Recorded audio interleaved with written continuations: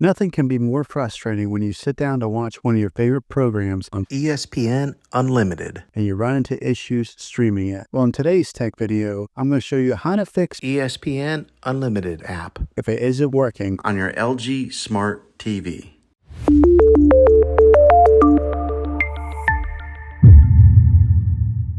Let's see if we can fix your problems and get your ESPN Unlimited app. back up and running as quickly as possible. The first one, it's the easiest one to try, and that's to unplug your TV from the wall outlet and wait 60 seconds. Now, don't be impatient here. Wait the whole 60 seconds, then plug it back in. This is very different from turning your TV on and off with your remote control. This is what we call a hard reset of your TV, so make sure you do this method. If that doesn't work, then find your router that is giving you Wi-Fi and unplug the power to that for 60 seconds. Then plug it back in. If it fixes it, great. If not, let's go ahead and move on to the next method. Try deleting ESPN Unlimited app on your TV. Go to wherever the apps are located on your system and remove the app altogether. Then reinstall ESPN Unlimited app. After you reinstall it, you might have to log back in with all of your credentials, but hopefully this will work. And if that doesn't work, then I recommend buying an affordable Roku stick, Fire Stick, or Apple TV 4K and plug that into your TV and use that as your main streaming player. And you'll be able to access ESPN Unlimited app that way. I'll put links in the description down below of where you can get one. There you have it, folks.